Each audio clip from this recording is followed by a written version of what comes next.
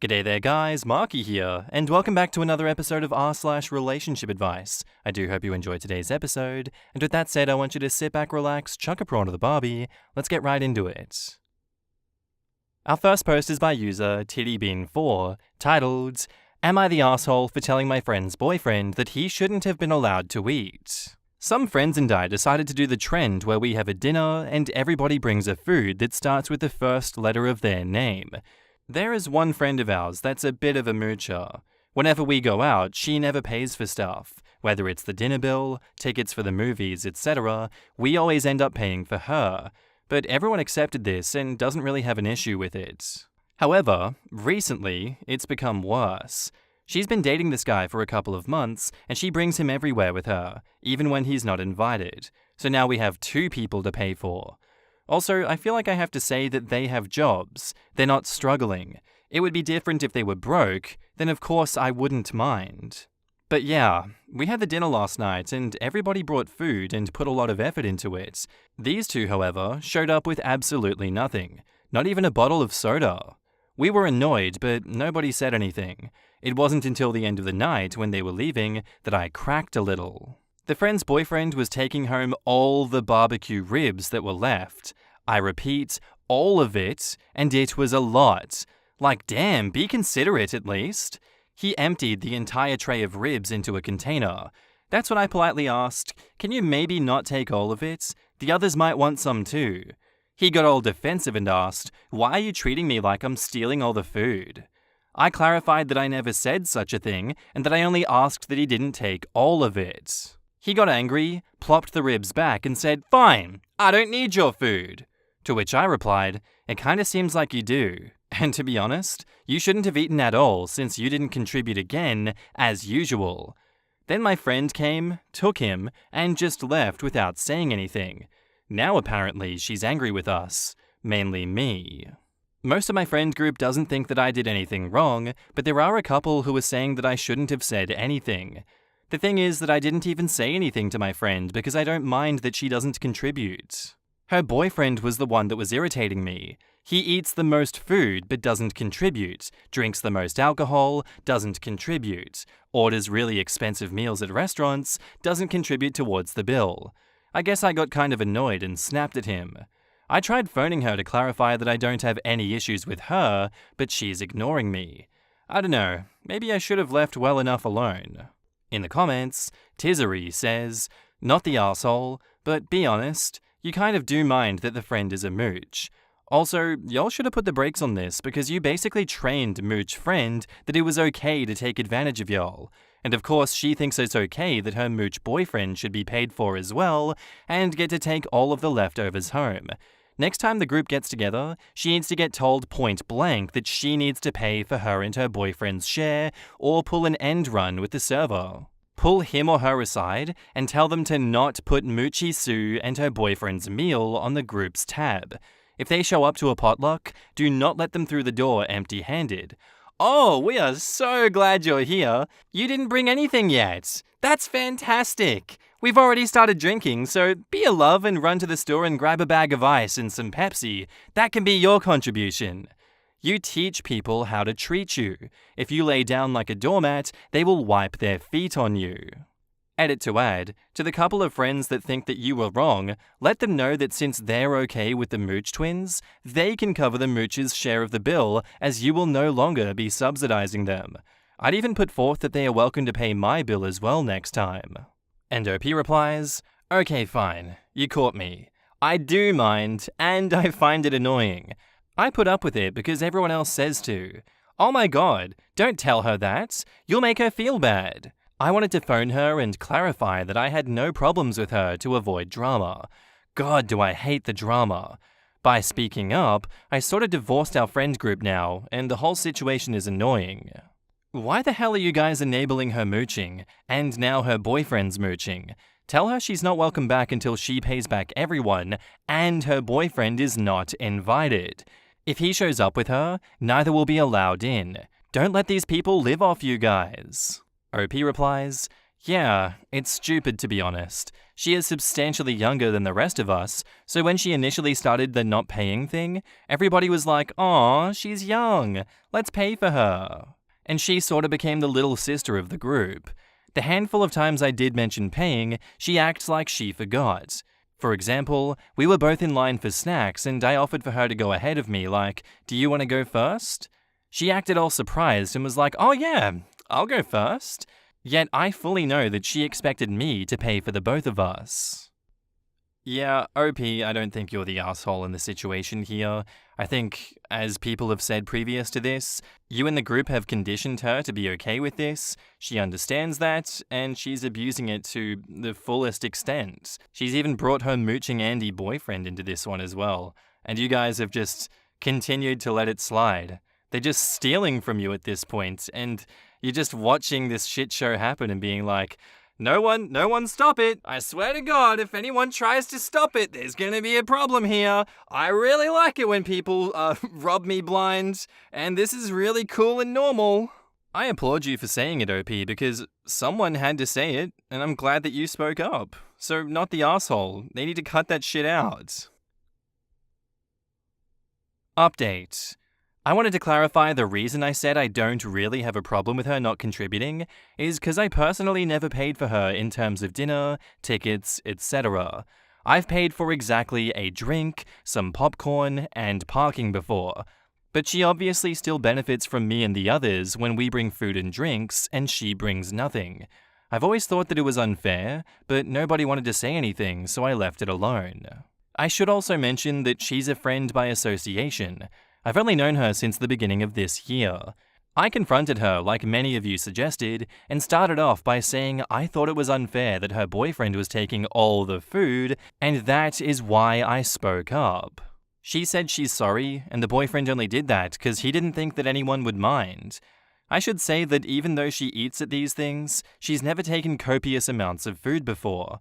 I said that I don't speak on behalf of everyone, but I feel it's unfair that she keeps bringing her boyfriend, and also that she never contributes to anything. Since she had just been apologetic, I thought she would respond by saying that she would start to contribute.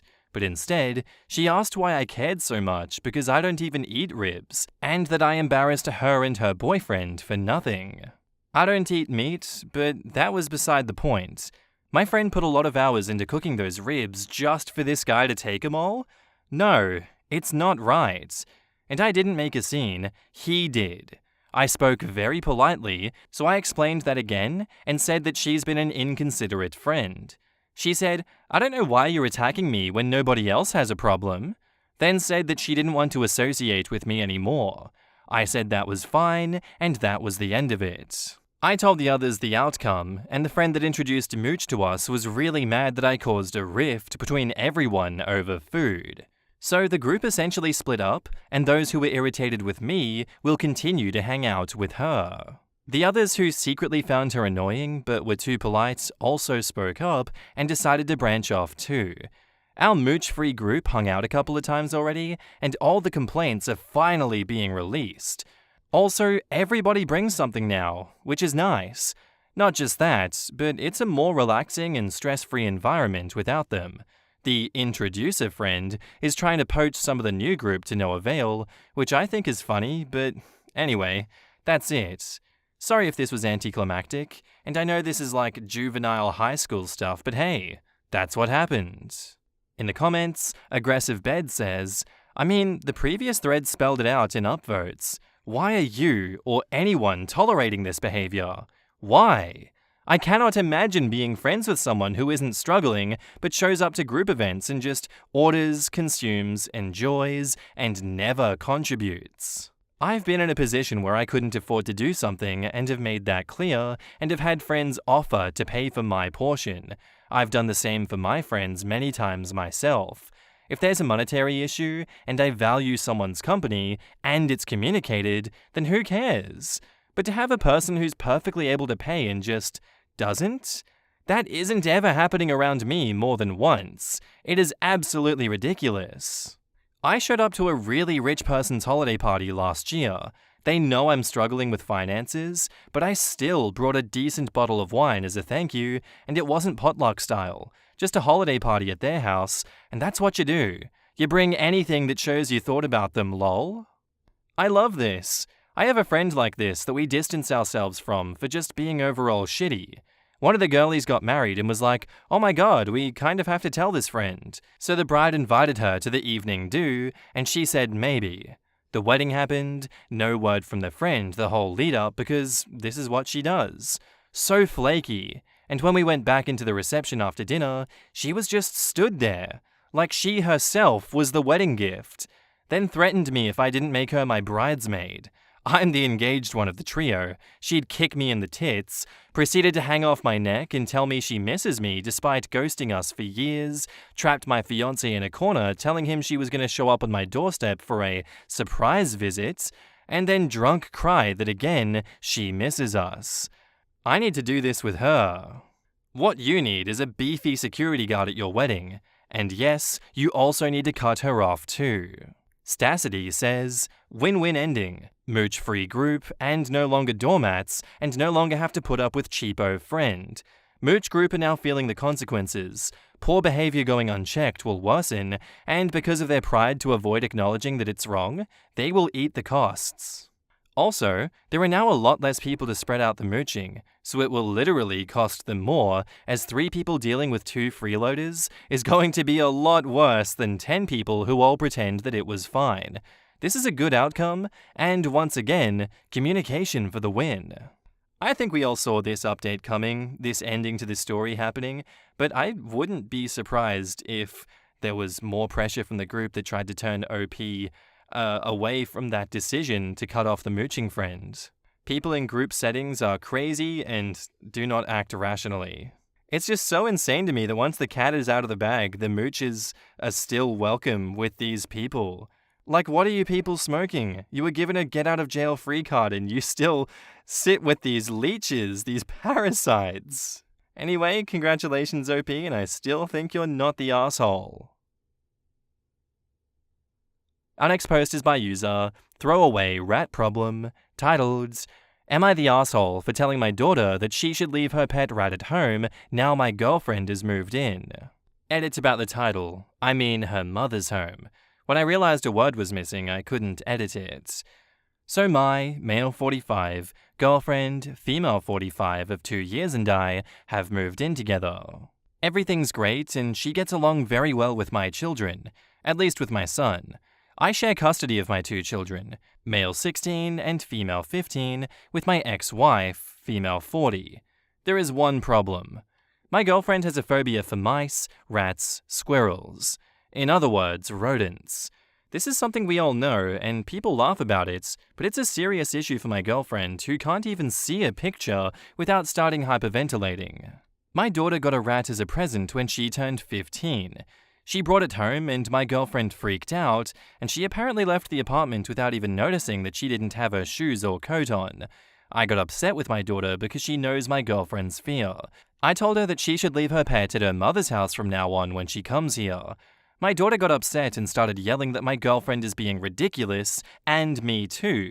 Her rat wasn't the problem, so it shouldn't have to be kept at her mum's, and that my girlfriend should move out since she's the one who has the problem with the rat, not the rat with her.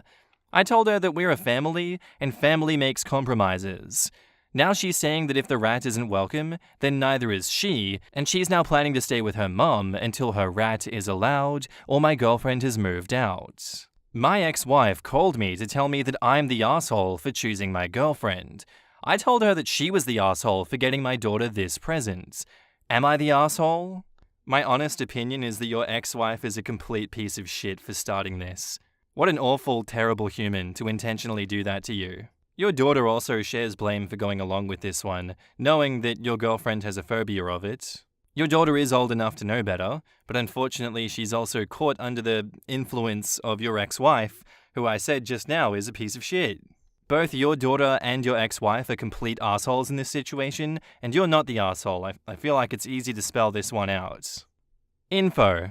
Yeah, well, like many here anticipated, this whole rat thing was planned on purpose, and I have to say that it makes sense, since I never once had the impression that my daughter even liked rats. I was surprised at the birthday party.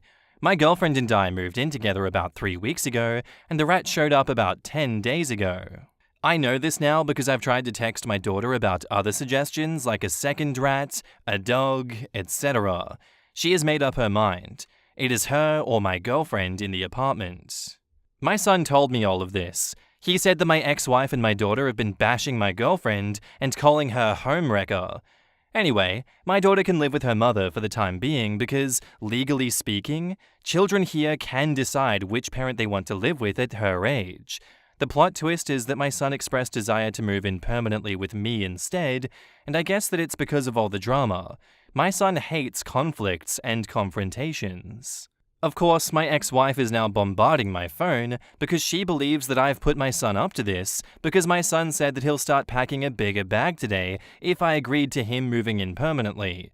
He talked about visiting her instead of living there, and I agreed. This is escalating very fast, and I don't seem to have found the brakes to stop the madness. My suggestions made things worse. Thank you for listening. If any 40-plus divorced parents have any advice on how to resolve this issue, I am all ears. If it is relevant in any way, I didn't leave my ex, she did. One day she sat me down without forewarning and told me that she wasn't happy anymore and wanted a divorce. Everything went fast afterwards, and we were divorced 6 months later. It was never an affair or anything, but I think she liked someone, but it didn't work. After a few months, she said she regretted it and wanted to reconcile, but I didn't feel right about it. And one thing was her finality in her decision, but most importantly, I wasn't in love with her anymore. So she suggested us dating again. We were supposed to keep that a secret in case the spark didn't reignite, and we would have built up hope in our kids for nothing. But she probably told them anyway. I started dating my now girlfriend around the same time, and I fell in love with her. I ended things with my ex. The odd thing is that she cordially accepted my decision, but apparently she hasn't, and I'm reaping what we sowed now. God, it felt good to vent about it here. Thanks again. And again, any 40-plus divorced parents who would want to talk, hit me up. Absolutely not interested in input from a 20-year-old with no experience of parenting. Hey man, don't call me out like that.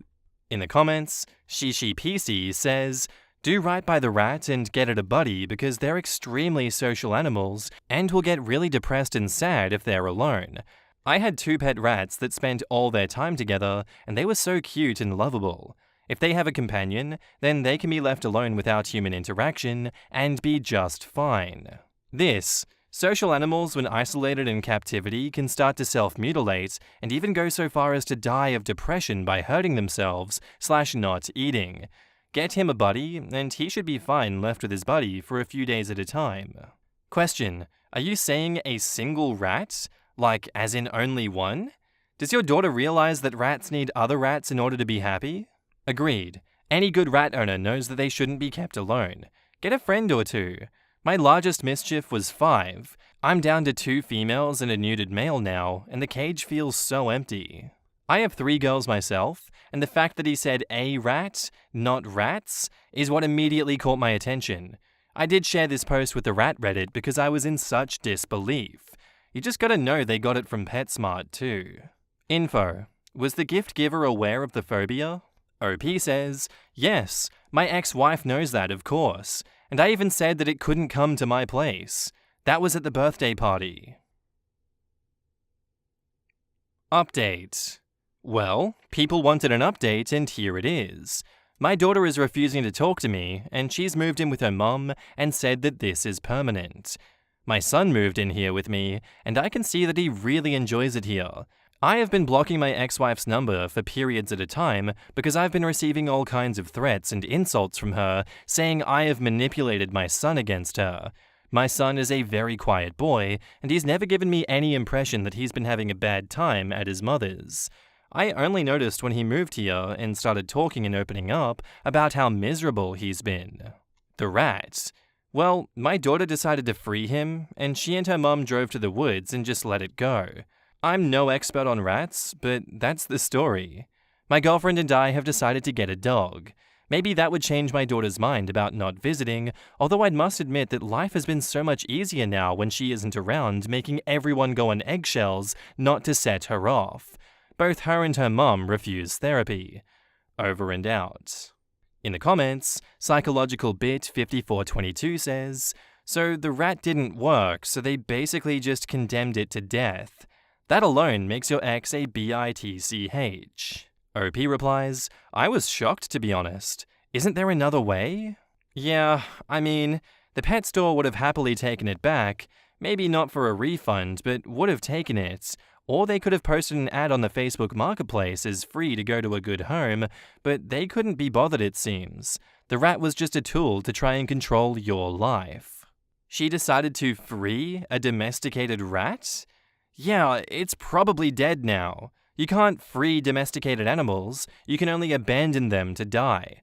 Also, letting any non-native species loose, and the species of rats the domesticated ones come from and not native to America, is illegal and environmentally destructive. So both of them are jerks and idiots for doing that. You don't get a pet and then decide that it's not working and dump it. If you must, you rehome it or have it put down. Edit. Also, if they just dumped it after they weren't able to force it into your home to make your girlfriend uncomfortable or keep her out altogether, clearly the one and only reason they even got the rat in the first place was to try and drive your girlfriend away. I'm sorry, but it really sounds like your ex has poisoned your daughter's minds against you to the point that keeping her far away is probably your best option.